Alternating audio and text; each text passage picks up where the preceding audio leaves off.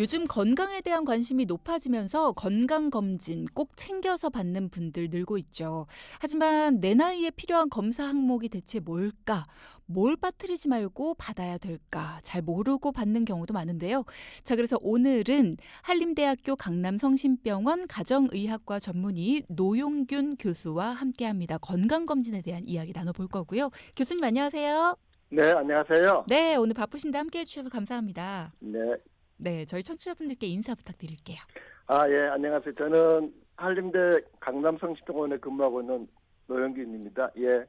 많은 정보 드리도록 노력해 보겠습니다. 네, 환영합니다, 교수님. 예, 감사합니다.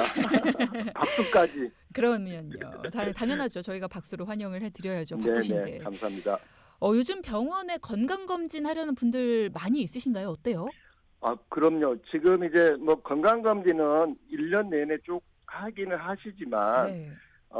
국가에서 하는 국가건강검진이라고 하는 이제 건강보험공단에서 하고 있는 이제 건강검진도 그렇고, 또 개인적으로 하시는 경우도 있고, 또 회사에서 복지 차원으로 하는 종합검진 같은 것들이 아무래도 연도 단위로 끊어지지 않습니까? 네네. 이게 올해 계획을 12월 말까지 해야 되니까 이제 뭐 11월도 이틀밖에 안 남았는데 아마 그러다 보니까 11월, 12월에 건강검진을 받으러 오시는 분들이 좀 많으십니다. 근데 방금 말씀하신 것처럼 왜 연말 연초에 이렇게 몰릴까요? 아무래도 금방 말씀드렸듯이 올해가 2024년이면 24년에 받아야 되는 사람분들이 내년에 되면은 해당이 안 되시기 때문에 올 12월 내에 받으셔야 돼서 아무래도 1년 내내 아무 때도 받으시면 좋겠지만 또 일상생활 하시고 직장생활 하시다 보면 놓치시게 되잖아요. 그렇지만 연말이 되기 전에는 또 받아야 되는 그런 어떤 검사이기 때문에 아무래도 연말에들 많이들 오시는 것 같습니다. 마치 그런 거네요. 방학 끝나기 전에 밀린 일기 쓰듯이. 예. 그런 요즘에도 게. 일기를 쓰게 하나요? 글쎄요. 잘 모르겠습니다만. 저 때는 그랬었는데 예. 그런 것 때문에 아무래도 연말 연초에 몰리는 것 같다. 이런 말씀을 예. 해주시는 걸 보니까 저는 여름에는 특히 뭐 받지 않아야 되는 이유가 있나? 뭐 겨울에 할인해 주나? 그렇지는 않습니다. 오히려 여름 시기에 휴가 기간들을 많이 가지시지 않습니까? 네네. 그때 받으시는 것도 방법이 있습니다. 그러면 아무래도 조금 더 예약하시기도 여유가 있으시고 또 연말에 받다 보면은 이제 바쁜 일상이라든가 업무를 조금 제쳐두고 또 하루를 그렇죠, 내셔야 맞아요. 되는 그런 번거로움을 네. 조금 여름철이라든가 휴가 시기에 하면은 뭐 좋은 측면도 있겠죠. 건강검진 꼭 받아야 될까요? 하시는 분들도 있으시거든요. 건강검진 중요합니까? 예, 받으셔야 됩니다. 음. 예, 우리가 이제 오래 사시는 게 꿈이시지 않습니까? 그렇죠. 예, 그래서 뭐 그런 9988, 234 뭐 이런 이야기도 있는데요. 99세까지 팔팔하게 살다가 2, 3일 앓다가 돌아가시는 게 이제 사람들의 꿈인데 이제 여러 가지 병들 만성 질환을 가지고 있고 특히 뭐 암이라든가 이런 게 있게 되면은 굉장히 조금 힘들게 지내시다가 여러 가지 그렇죠. 병으로 고생하시다가 가시잖아요. 맞아요. 그래서 우리가 질병 예방이라는 게 굉장히 중요하고요. 질병 예방을 우리가 크게 1차 예방, 2차 예방, 3차 예방 이렇게 나뉘는데 1차 예방은 아예 건강에 해로운 것들, 담배를 안 피우신다거나 아니면은 예방접종을 미리 해서 그 병이 걸리지 않도록 하는 게 1차 예방이고요. 이 건강검진은 2차 예방입니다. 정의를 말씀드리면 무증상 시기에 네. 질병을 조기 발견해서 조기 치료하는 거죠. 그러니까 증상이 나타나게 되면은 아무래도 질병이라는 게 좀 진행돼 있는 상태고 그러면 좀 관리도 더 힘들고 그렇죠. 치료하기가 쉽지가 않으시기 때문에 이 무증상 시기에 조기 발견해서 조기 치료를 하는 데 있어서 가장 중요한 게 건강검진이고 이게 이제 국가에서 하고 있는 여러 가지 제도들이 있기 때문에 꼭 받는 거를 추천드리고 있습니다. 방금 전에 국가에서 하고 있는 건강검진, 직장인들 하는 거, 일반 건강검진 말씀을 하셨는데 이게 다 다른 건가요? 크게 맥락은 다 같은데요. 크게 우리가 이제 국가건강검진이라고 하는 음. 뭐 일반적으로 보험을 가입하고 있으면 받으시는 것들은 다 거의 모든 국민들이 대상이 되시는 거고요. 네. 그러면 꼭 건강검진은 40대, 50대만 돼서 받느냐? 그건 아닙니다. 개념상으로는 어떤 그 애들 지금 하고 있는 국가건강검진에서도 영유아 검진이라는 것도 있고요. 그리고 음. 청소년 검진도 있습니다. 네. 그렇지만 이제 보통은 20세 이후부터 받게 되고 또 암 검진 같은 경우는 암에 이제 걸릴 위험성이 높아지는 시기가 이제 40대, 50대가 되다 보니까 이제 음. 40대, 50대에 시작을 하시게 되거든요. 네, 네. 그래서 그런 검진이 있고 그리고 이제 본인이 건강을 미리 좀 체크를 하시고 미리 좀 하시기 위해서 하는 종합검진이라든가 음. 또 회사에서 복지 차원으로 해주는 종합검진 같은 경우는 지금 우리가 일반적으로 하고 있는 건강검진보다는 좀 항목들이 좀 더 추가적으로 들어가 있는 경우가 있지만 기본적으로는 개념상으로는 미리 질병을 발견해서 미리 치료를 해서 진행되지 않도록 하는 게 원칙입니다. 몇 살부터 받아야 되는지 또 몇 살까지 받아야 되는지 이런 것도 항상들 물어보시더라고요. 예, 예. 그래서 보통은 이제 국가건강검진 같은 경우는 20세부터 시작을 하고 이제 암검진 같은 경우는 이제 40대 시작하는 항목도 있고 50대 시작을 하는 항목들이 있는데 아무래도 중년 이후에 좀 더 받는 게 더 중요하시고요. 네. 그리고 이게 그러면 언제까지 받아야 될 건가? 요즘에 이제 평균 수명이 85, 6세가 되셨지 않습니까? 그리고 이제 우리나라가 노인 인구가 1000만 시대에 접어들었습니다. 네. 그리고 뭐 90세 이상 분들도 많은데 보통은 건강검진도 그렇고 암검진 같은 경우는 한 75세, 80세 이후에는 뭐 꼭 굳이 받지 않으셔도 된다고 그러는데 아주 건강하고 활동적이신 분들은 80세가 이후에도 검진을 해야 되겠지만 이미 고혈압, 당뇨병이라든가 여러 질환들이 갖고 있는 분들은 가지고 있는 질환을 잘 치료를 하는 게 중요하지 새로운 질병을 발견하는 것보다는 가지고 있는 질환 치료가 굉장히 중요하시기 때문에 네. 보통 한 75세에서 80세 이후에는 뭐 건강이 그렇게 뭐 많이 좀 나쁘시거나 그러면은 일반적인 치료가 더 우선이지 검진을 꼭 하실 이유는 없으십니다. 그렇군요. 지금 네. 문자창으로 저희 엄마가 83세신데 내 네. 나이에 무슨 건강검진이냐 하신대요, 자꾸. 그런 어, 경우에는 어떻게 해야 될까요? 라고 물으시네요. 그러시면 음. 아마 그렇게 말씀하시고 그렇게 활동을 하시면 기존 질환을 잘 관리도 하지만 또 혹시 이제 가족력이 있거나 뭐 형제분이나 부모님들이 뭐 암이 있거나 아니면은 또 다른 질환들이 이전에 있었으면은 건강하시고 활동적이시면 80세가 넘으셔도 받으실 필요는 있으십니다. 그러시군요. 일단은 일반 건강검진으로 매해 혹은 2년에 한 번씩 받으시는 분들이 있잖아요. 내가 사비를 네, 네, 들여서라도 조금 더 자세하게 하겠다. 뭐 이렇게 네, 하시는 분들 같은 경우에 검진을 받으러 가면 공단 걸로 하시겠어요? 일반 건강검진으로 하시겠어요? 라고 물어보시는데 네, 네. 공단 걸로 하지 않으면 불이익이 있나요? 꼭 그러지는 않습니다. 그런데 이제 중요한 부분은 네. 종합검진 같은 경우는 본인이 비용을 뭐 20만 원부터 해서 뭐 50만 원, 100만 원, 뭐 200만 원까지도 내고 이제 받으시는데요. 네네.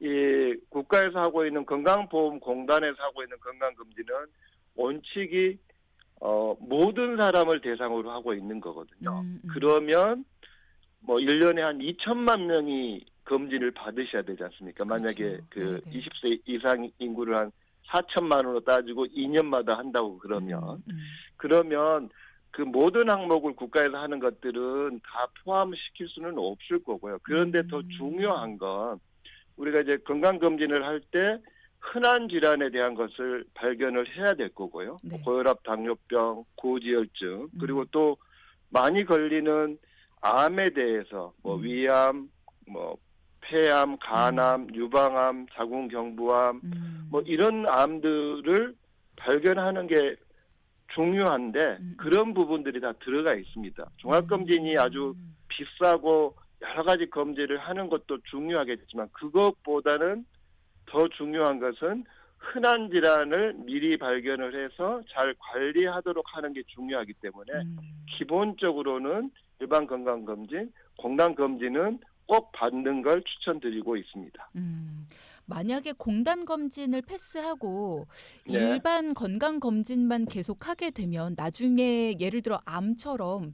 조금 위험한 질병에 노출이 됐을 때 뭐 국가에서 해주는 특례 같은 것들을 못 받을 수도 있다. 뭐 이런 뭐 얘기가 있더라고요. 그렇지는 않습니다. 예예. 예. 그렇군요. 네네. 그러면 일반 건강검진을 받고 싶다 하시는 분들한테도 일단은 네. 연령대별로 반드시 필요한 것들, 검사 항목 이런 것들은 이 연령대엔 받아야 된다. 이런 것들을 정리해 주시면 내가 건강검진 받기 전에 조금 더 추가를 하거나 뭐 이런 것들이 필요할 것 같아요.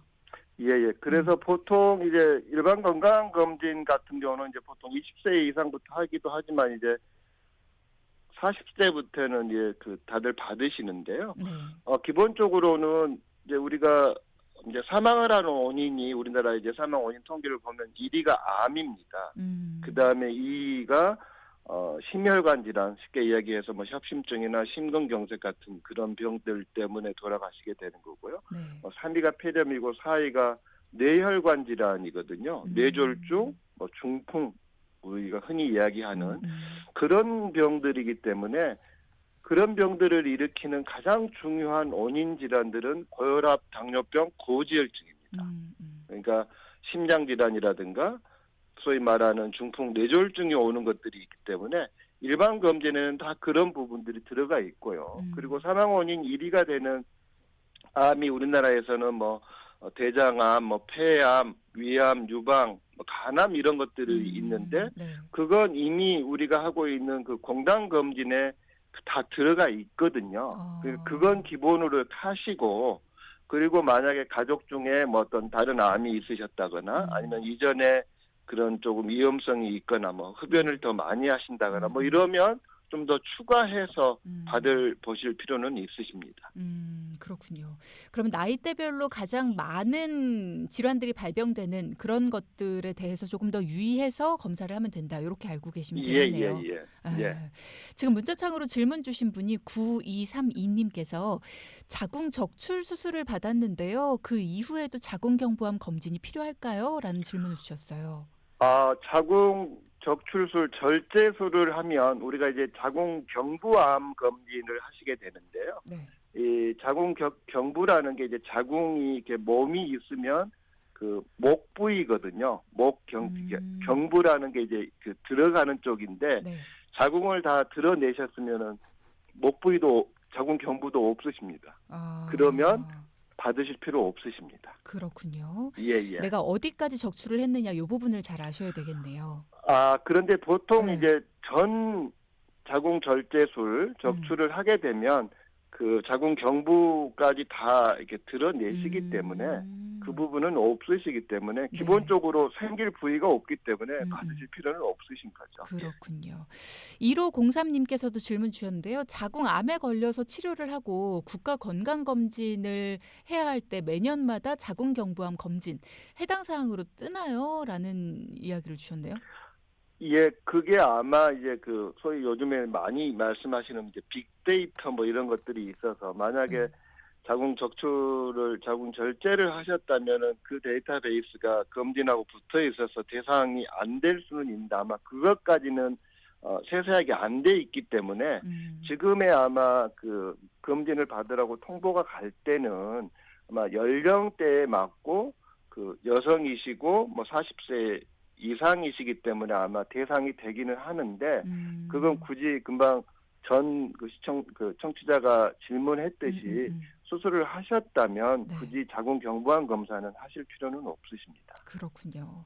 네. 질문 하나를 더 드리겠습니다. 5978님께서도 질문 주셨는데요. 간암 검진 대상이라 내과에 갔는데요. 간 바이러스 검사도 해보라고 하더라고요. 추가 금액이 필요하다고 하는데 이거 꼭 해야 됩니까? 라는 질문 예, 주셨네요. 한번 해보셔야 됩니다. 간 바이러스 검사 뭐예요?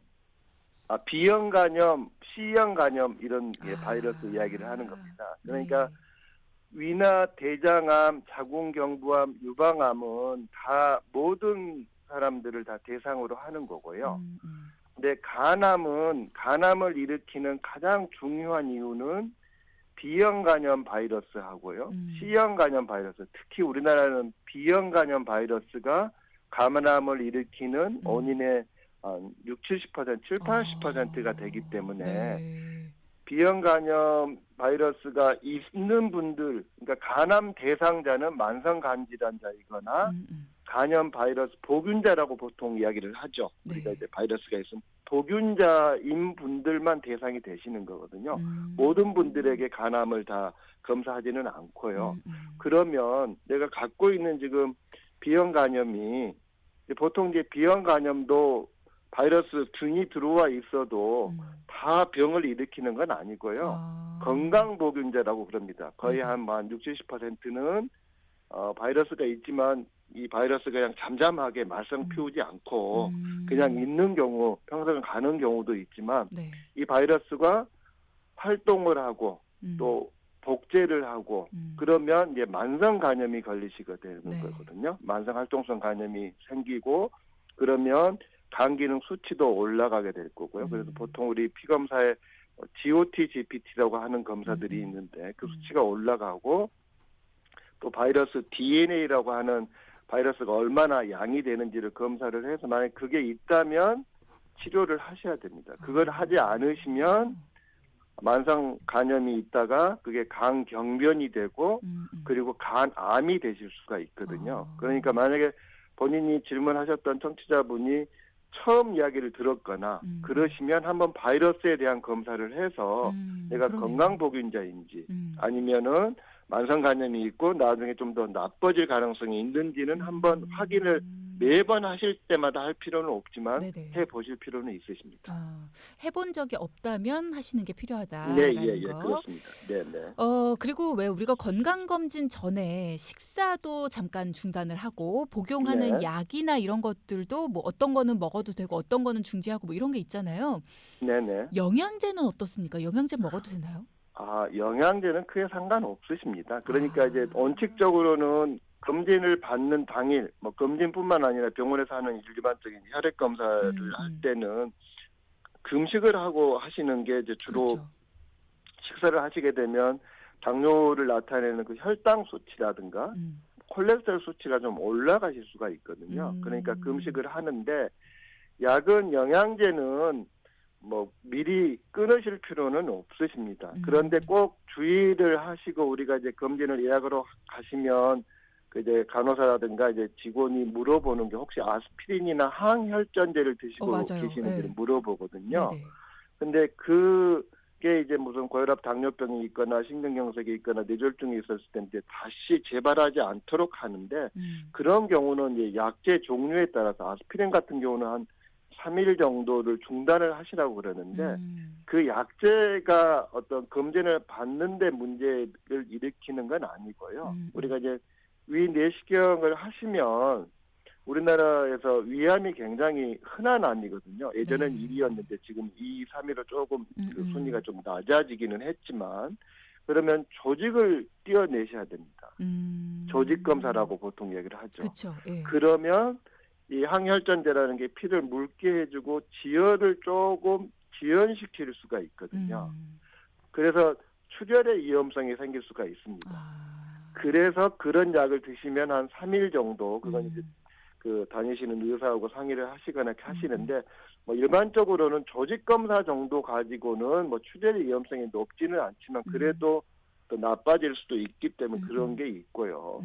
그리고 또 한 가지 약제들은 당뇨병 갖고 계신 분들이 굉장히 많으시고 또 당뇨 그렇죠.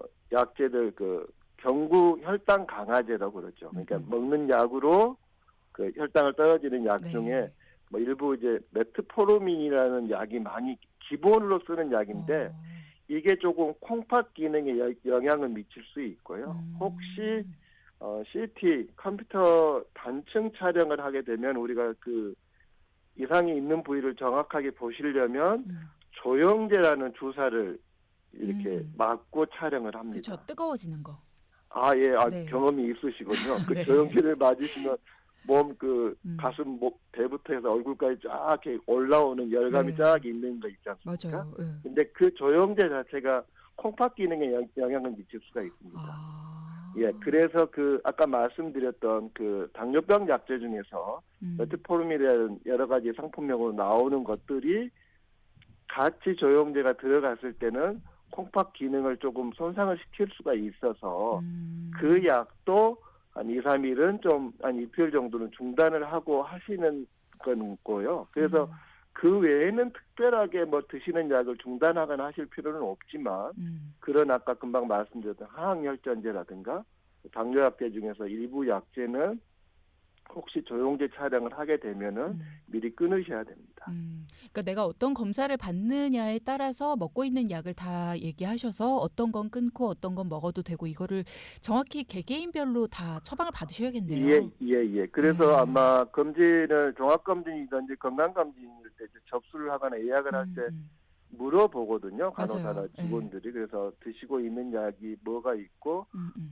그러면 이제 뭐 아스피린이라든가 뭐 그런 약들이 있으면은 그 다니시는 그 병원 의사하고 상의해서 이 약을 끊어야 되는 건지도 한번 상의를 하라고 하시거든요. 그래서 우리가 아까 말씀드렸던 그 아스피린이나 항혈전제 종류는 이제 출혈의 위험성 같은 게 있기 때문에 그런 그렇죠. 것들을 좀 또 본인들이 요즘에는 다들 잘 알고 계세요. 내가 맞아요. 무슨 네. 약을 드시는지. 예. 그리고 뭐 처방전도 있고 요즘에 이제 약을 받으시면 그 약 봉투에 맞아요. 본인이 드시는 약 이름이 쭉 나오지 않습니까? 예. 그러니까 그거 뭐 한 2달, 한 달, 2달, 뭐 3달 받을 그냥 봉투 버리지 마시고 그냥 약만 따로 뭐 박스로 돼 있는 약이라든가 이렇게 그 봉지로 들어있는 약만 따로 보관하지 마시고요.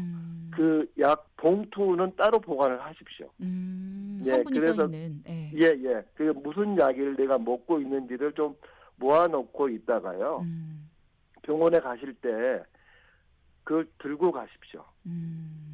그래서 그 의사에게 보여주시면 의사가 굉장히 기뻐합니다. 아. 예, 우리가 이제 진찰을 하거나 할 때 굉장히 중요한 게 기존에 있는 약을 이렇게 무슨 병이 있는 거고 또 그 병에 무슨 약을 먹고 있는지가 궁금하잖아요. 제가 그 약을 또 중복으로 드릴 수도 있는 거고 또 약을 내가 드리고자 하는 약하고 기존에 드시고 계시는 약이 또 이렇게 같이 그 복용을 했을 그렇죠. 때는 부작용이 있을 수도 있기 때문에 네. 그래서 그런 것들을 좀 갖고 계셔서 병원에 가실 때 가져서 무슨 약을 드시고 계십니까 할 때 그거 딱 보여주시면 의사가 되게 반가워하실 겁니다. 그렇죠. 정확하게 알 네. 수가 있으니까. 아, 그럼요. 예. 네. 저희가 시간이 많지가 않아서요. 마지막으로 건강검진 관련해서 당부하고 싶은 이야기라든가 그런 게 예. 있으실까요?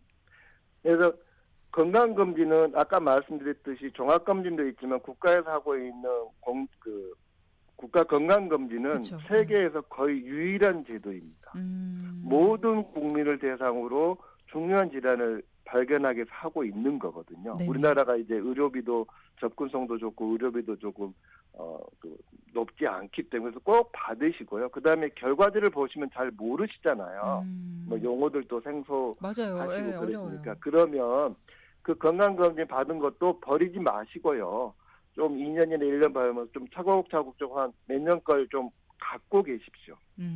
예, 그래서 다니는 뭐 병원이나 의원에 가서 한번 이 검사했는데 이렇게 설명 한번 들으시고 그러면 이게 중요한 건 이전에 받았던 거하고 지금에 받았던 거를 비교를 하는 게 굉장히 그쵸. 중요하거든요. 맞아요. 그래서 꼭 네. 버리지 말고 꼭 갖고 다니시고 음. 그리고 꼭 올해가 가시기 전에 올해가 대상인 주로 이제 올해가 짝수년이기 때문에 짝수년생들이 주로 국가건강검진을 하시는데 그렇죠. 꼭 네. 받으시기를 권고드립니다. 네.